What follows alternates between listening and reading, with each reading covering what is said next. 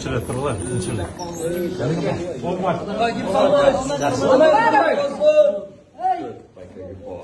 Düşpösen ne olmasan sen?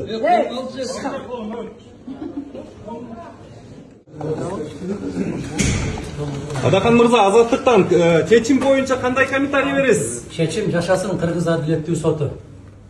Жашасын Кыргыз. Аман болсун. Мына прокурор өзү айтып атат.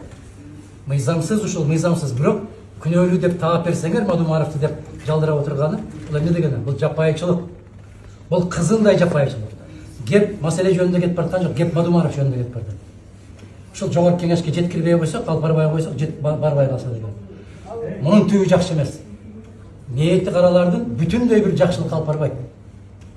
Муну Аллах насип кылса, ар биринин өзүнүн башына түшө турган күн алыс эмес.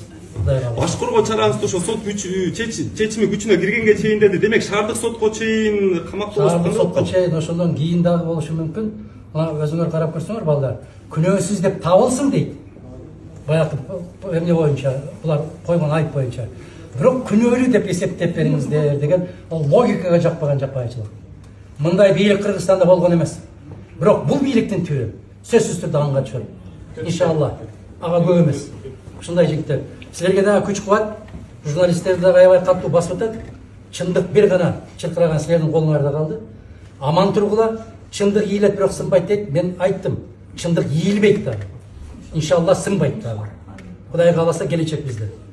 Барабыз. Денсаулык караңыз, оразаңыз сау болсун агай. Рахмат. Денсаулыгыңыз караңыз. Бекем болуңуз. Берип койгон ой, жеп койсун деп. Сен ушан жеткиз албайсыңдар.